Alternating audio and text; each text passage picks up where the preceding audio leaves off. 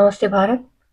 और आज मैं बात करूंगी हमारे जो धार्मिक ग्रंथ हैं उनको उठाकर, उनके पात्रों को उठाकर भगवानों के नाम पर जिस तरह से राजनीति होती है। और मैं देखती रहती हूँ सोशल मीडिया प्लेटफॉर्म पर बहुत सारे युवा भी, जो मैं पहले भी कह चुकी हूँ कि सोशल मीडिया प्लेटफॉर्म पर ज्यादातर किसी न किसी की भी आ रहे हैं। और वो लोग जिन्होंने कभी वाल्मीकि रामायण, रामचरितमानस, भगवत गीता, कोई पुराण कभी पढ़े भी नहीं है, वो भी टीका टिप्पणी कर रहे हैं। राजनीति करिए, जम के कीजिए, लेकिन 2025 है ये, बात विकसित राष्ट्र की हो रही है। तो राजनीति के लिए देश में और बहुत सारे जरूरी मुद्दे हैं। अब तो सोच बदलिए।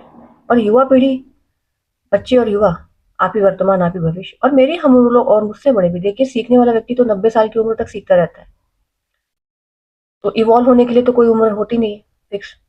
शंभुवत की बात, अब राजनीति के लिए सब होता है, लेकिन देखिए देश की बहुत सारी जनता इन्हीं बातों को सच मानती है।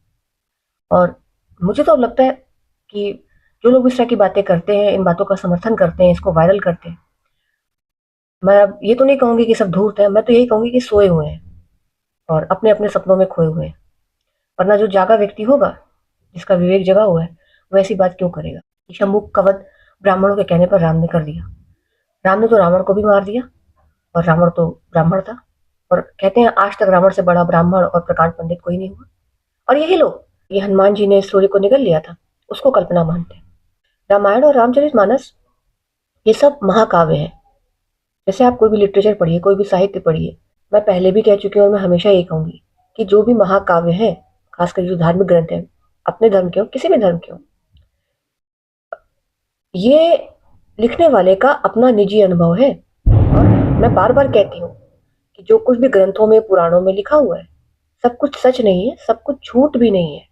फिर वही बात, अपने निजी अनुभव की बात है। जो लोग राम को मानते हैं राजनीतिक पार्टियों में, और जो राम को नहीं मानते, सब बराबर से दोषी हैं। क्योंकि हमारे यहाँ, हम लोगों ने, हमारे हिंदू समाज ने खुद, और तथाकथित धर्म गुरुओं ने इन सभी नेताओं को अपने अपने मन से जुड़कर हमारे धार्मिक जो भी ग्रंथ हैं, महाकाव्य हैं, उसके पात्र हैं, भगवान है, उन सब के नाम पर जमकर राजनीति करने की अनुमति दिया। तथाकथित धर्म गुरुओं ने ही इसकी शुरुआत की, और जनता ने भी अंधों की तरह इन बातों का समर्थन किया। और हिंदू समाज ने स्वयं अपने सारे धार्मिक ग्रंथों, उनमें लिखे पात्रों, उनके और भगवानों का मजाक बनाकर रख दिया। दोषी है खुद हिंदू समाज, सारे धर्म गुरु, जिन्होंने सभी लोगों को, किसी को कुर्सी पाने के लिए, सत्ता पाने के लिए, किसी को व्यवसायीकरण के लिए, किसी को अपनी पब्लिक इमेज बनाने, बढ़ाने, संवारने के लिए अपने मंच का इस्तेमाल करने दिया, धार्मिक ग्रंथों का इस्तेमाल करने दिया, और उनमें लिखे पात्रों का दुरुपयोग करने दिया। देखिए क्या है, मैथ्स, साइंस, बायोलॉजी, इसमें जो कुछ भी है आप उसको सिद्ध कर सकते हैं, प्रूफ कर सकते हैं। जैसे मैथ्स में है a माइनस बी का whole square is equal to A square plus B square minus 2ab। आप इसको सिद्ध कर सकते हैं कि a माइनस बी का होल स्क्वायर मतलब a minus B into A minus B. और फिर इसको आप स्टेप बाय स्टेप प्रूफ कर सकते हैं कि हमें कैसे finally a square plus B square minus 2ab मिला। इसी तरह फिजिक्स में कुछ कोई एक्सपेरिमेंट है, आप उसको जाकर लैब में सिद्ध कर सकते हैं। केमिस्ट्री में आप कोई भी एक्सपेरिमेंट लैब में आप उसको सिद्ध कर सकते हैं, प्रूफ कर सकते हैं। दर्शन जो है वो भी विज्ञान है, लेकिन हम दर्शन में कुछ भी प्रूफ नहीं कर सकते। ऐसे दर्शन में जो कुछ भी है, और जो भी दुनिया में वाकई में जो जागृत संत, दार्शनिक, आध्यात्मिक विज्ञान वेत्ता हुए हैं, उन वो जानते हैं कि सब कुछ स्वतः सिद्ध है, हो रहा है, लेकिन उसको देखने के लिए आपकी वैसी दृष्टि होनी चाहिए। जैसे गीता में, मैं अब इस पर नहीं जाऊंगी कि गीता किसने लिखी है, किसने नहीं लिखी है। मैं सिर्फ ये बात करूंगी कि गीता में जो अर्जुन को कृष्ण द्वारा दी गई जो दिव्य दृष्टि की बात है, मैं अंधश्रद्धा की बात नहीं कर रही हूँ, मैं अलग तरह से इसको समझाने की कोशिश कर रही हूँ कि अगर आपकी वैसी दृष्टि, दृष्टि का मतलब है, दिव्य दृष्टि का मतलब ऐसा कुछ नहीं है कि उन्होंने, जो मुझे ऐसा लगता है कि कोई उन्होंने चमत्कार किया और कुछ उन्होंने उनको ऐसी पावर दे दी, उनकी आंखें एकदम से बदल गई, ऐसा कुछ नहीं हुआ होगा। दिव्य दृष्टि का मतलब है विवेक ऐसा हो गया हो, नजरिया बदल गया, नजरें वही है, नजरिया बदल गया तो नजारे भी बदल गए। इसीलिए दर्शन गूंगे का गुड़ है। तो जो पुराणों में मल्टीवर्स और इसकी बात की गई है, पैरेलल यूनिवर्स की, वो झूठ नहीं है, सच है। लेकिन जिसने लिखी है उसके लिए सच है, वो निजी अनुभव की बात है।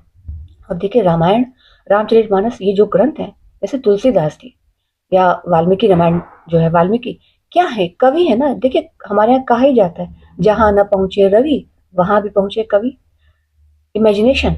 और एक बात मैं आपको बता दूं, साहित्य, सिनेमा, यानी फिल्म, मूवीज, सीरीज, जो कुछ भी हम लोग देखते हैं, लिटरेचर और कविताएं, ये सब कुछ, इवन मैं तो कहती हूँ स्पोर्ट्स, आर्ट, पेंटिंग और दुनिया में सब कुछ, अगर आप भगवान को आर्टिस्ट मानिए तो सब कुछ उसकी आर्ट है। और इन सब का जो मूल होता है वो इमेजिनेशन होता है।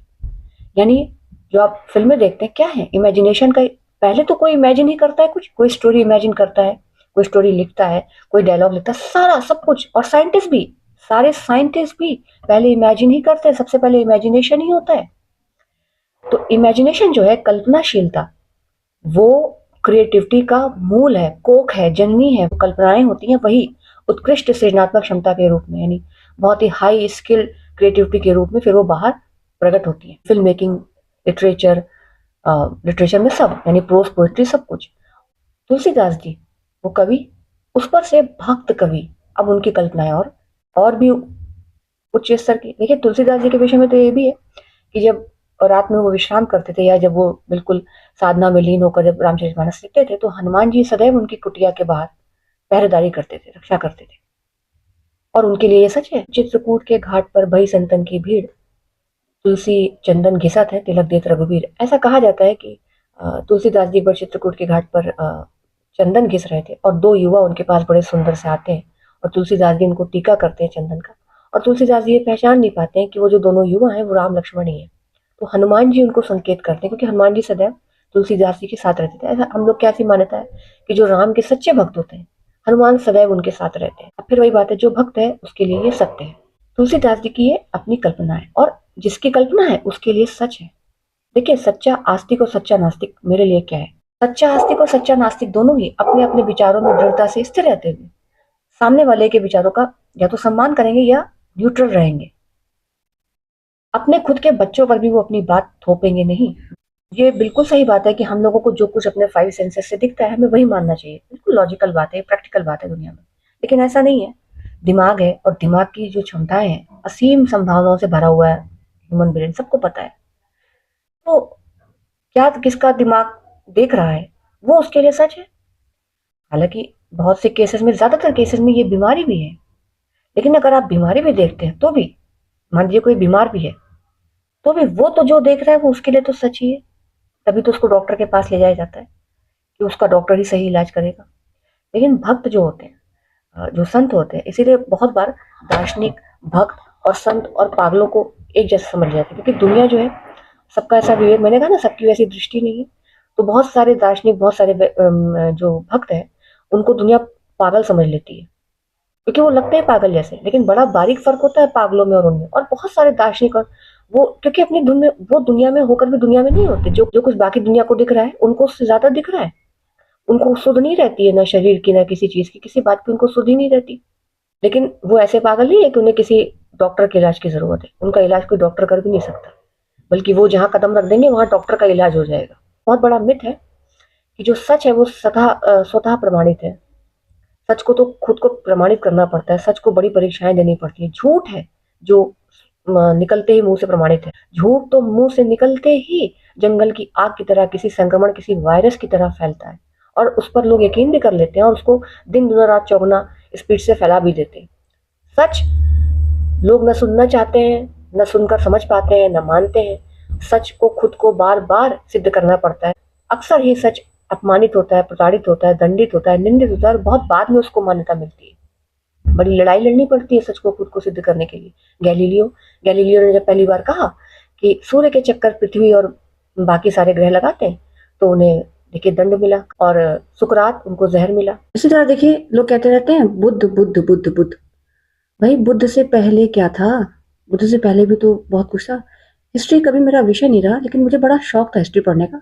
तो मैं ग्रेजुएशन के बाद बड़ी अच्छी अच्छी बुक्स हिस्ट्री के लिए आई थी, मैंने पढ़ा था। अब 20 साल से ज़्यादा हो गया, और अब याद रहना संभव भी नहीं है, क्योंकि मैं भी ह्यूमन हूँ, कोई रोबोट तो हूँ नहीं, ना कोई कंप्यूटर हूँ चलता फिरता कि, और ना कोई पेन ड्राइव है कि सब सेफ है उसमें। बुद्ध से पहले भी बहुत कुछ था। प्रकृति की पूजा होती थी, और बुद्ध ने भी, देखिए आप, बुद्ध ने भी कई तरीके के अभ्यास किए थे। बुद्ध से पहले भी बहुत कुछ था, और उसके पुरातात्विक साक्ष्य भी हैं, और सारी दुनिया में था। लेकिन हर व्यक्ति अपने अपने आराध्य को और राजनीति करने के लिए और अपने अहंकार को संतुष्ट करने के लिए, अपने को सर्वश्रेष्ठ बताने के लिए किसी भी हद तक गिरने को तैयार है। हमारे क्या किसी भी धर्म के तथाकथित धर्म गुरु भी ऐसे ही, खुद सोए हुए लोग हैं, दूसरों को क्या जगाएंगे, अपने ही सपनों में खोए हुए हैं। सपनों के अंदर सपना, वो एक मूवी थी इंसेप्शन, उसकी तरह चल रहा है। बुद्ध ने भी बहुत सारे जो वेद में लिखे तप अभ्यास थे वो सब किए थे। वो सब करने के बाद फिर उन्होंने उसको नकार दिया। उन्होंने नकारा उस समय की वैसी सामाजिक स्थितियां देंगे। और मैं फिर कहूंगी, जिस तरह मैं पुराणों और ग्रंथों के विषय में कहती हूँ, इतने इतने पहले लिखे गए ग्रंथ वैसे का वैसा एज इट इज मिलना बिल्कुल असंभव है। उसी तरह से बौद्ध के ग्रंथ भी दूसरी भाषा और दूसरी लिपि में लिखे गए कई सौ सालों पहले, उनका भी एज इट इज मिलना संदेहास्पद है, संशयात्मक है। अभी मैंने कहीं पढ़ा था सोशल मीडिया पर कि जनता बेवकूफ है। मैं भी कहती हूँ, लेकिन अब मुझे लगता है कि मुझे ये नहीं कहना चाहिए, क्योंकि बेवकूफों का बहुत महत्व होता है। अगर बेवकूफ नहीं होंगे तो विद्वान की कोई उपयोगिता, कोई सार्थकता है ही नहीं। जैसे अंधेरा अगर नहीं है तो रोशनी का कोई महत्व नहीं है। जनता भोली वाली है, लेकिन मुझे तो विवेक है, और अगर मुझे विवेक है तो मैं क्यों उस भोली भाली जनता को और बेवकूफ बनाऊं। मेरा विवेक होना चाहिए कि उसकी जो प्रचलित मान्यताएं हैं, आस्था है, उनको छेड़े बगैर उसको अंधविश्वास से मुक्त करूं, किसी भी तरह के उन्माद में उसको डाले बगैर उसको अंधविश्वास से मुक्त करूं। तभी आप गुरु कहलाने योग्य हैं, तभी आप विवेकी हैं, तभी आप ज्ञानी हैं, वरना तो कोई फायदा नहीं है। मैंने बुद्ध ने सब कुछ करने के बाद सबको नकार दिया। देखिए, ये तो वही बात थी कि मुझे किसी गंतव्य पर पहुंचना था, और मैं कोई 2-4-10 किलोमीटर रास्ता चलकर गई, और उस गंतव्य पर पहुंचने के बाद मुझे ये समझ में आया कि ये जिस रास्ते से मैं चलकर आई हूँ, इससे बेहतर कोई दूसरा रास्ता हो सकता है।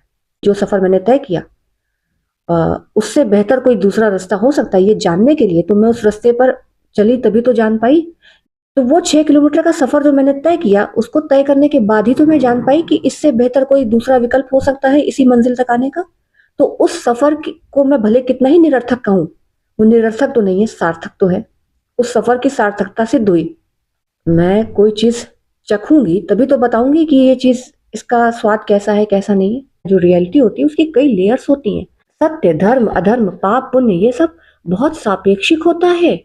यानी मेरा सत्य किसी के लिए असत्य हो सकता है, किसी के लिए कल्पना हो सकता है, किसी के लिए मजाक हो सकता है, और किसी और का सत्य मेरे लिए कल्पना या मजाक या असत्य हो सकता है, मिथ्या हो सकता है।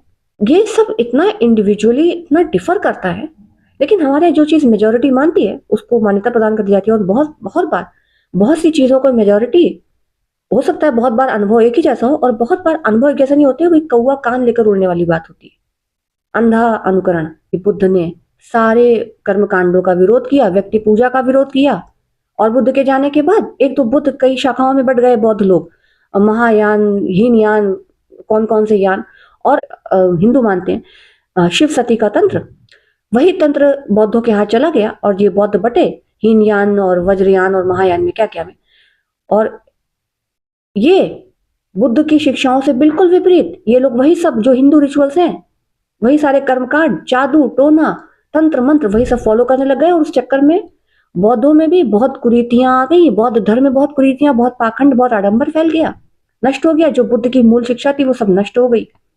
और बुद्ध ने जिन बातों का, सारे कर्म कांडों का विरोध किया, ये लोग वही करने लगे। मंदिर बनाना, पूजा पाठ करना, धूप दीप दिखाना। बुद्ध की कहानी सबको पता है कि बुद्ध से एक औरत, एक दरवाजे पर वो भिक्षा मांगने गए थे, और उसका बेटा मर गया था, और वो बुद्ध से कहती है कि इसे जीवित करिए, और वो कहते हैं जाओ मांग कर लो एक ऐसे घर से भिक्षा जहां कोई मृत्यु ना हुई हो। तो बुद्ध तो चमत्कारों के विरोध में थे, और बुद्ध जाते जाते भी कह गए आनंद से आप दीपो भव। इसी तरह से आप देखिए गुरु नानक, जिनके पिता इतने कुशल व्यवसायी, व्यापारी बुद्धि, और गुरु नानक उनको जब व्यापार के लिए पैसा दिया गया तो व्यापार वो भी करके आए, लेकिन वो आध्यात्मिक व्यापार करके आए। इसी तरह से आप देखिए जैन, उनके जितने तीर्थंकर हुए, 24 तीर्थंकर शायद उनके हुए, और इंक्लूडिंग महावीर स्वामी को मैं कह रही हूँ, उनका आप देखिए। और वो उन लोगों ने जो जिया वो उनका अपना निजी अनुभव था, लेकिन उसके बाद क्या हुआ, ये भी दिगंबर और श्वेतांबर में बढ़ गए, और दूसरे के जो अनुभव थे उसको अंधा अनुकरण करने लगे। यानी महावीर ने मौन धारण किया, दिगंबर हुए, ये उनके अपने अनुभव थे। देखिए मैं फिर कह दूं, दार्शनिक लोग जो होते हैं, दार्शनिक और संत जो होते हैं, वो पागल ही लगते हैं। सामान्य दुनिया उनमें और पागलों में फर्क नहीं कर पाती। भगवान होते हैं, भगवान मतलब हम ही लोग तो किसी को भगवान मानते हैं उसके आचरण के आधार पर। देखिए रूप, रंग, धन, संपत्ति, संपदा, उम्र और संबंध में बड़े होने से, मान सम्मान में बड़े होने से, यश, कीर्ति, प्रसिद्धि, प्रॉपर्टी, रुपए, पैसों में, बैंक बैलेंस से बड़ा होने से कोई बड़ा नहीं होता। उम्र में और संबंध में भी बड़ा होने से कोई बड़ा नहीं होता। उससे आपको थोड़ी देर के लिए इज्जत मिल सकती है, लेकिन बड़े तो हम आप अपने आचरण से ही होते हैं। तो कोई प्रहलाद अपने आचरण से अपने पिता और तमाम उम्रदराज लोगों से, जो कि बहुत संपन्नशाली भी थे, उनसे बड़े थे, क्योंकि प्रहलाद का आचरण वैसा था। तो आदमी अल्टीमेटली तो अपने आचरण से ही बड़ा होता है।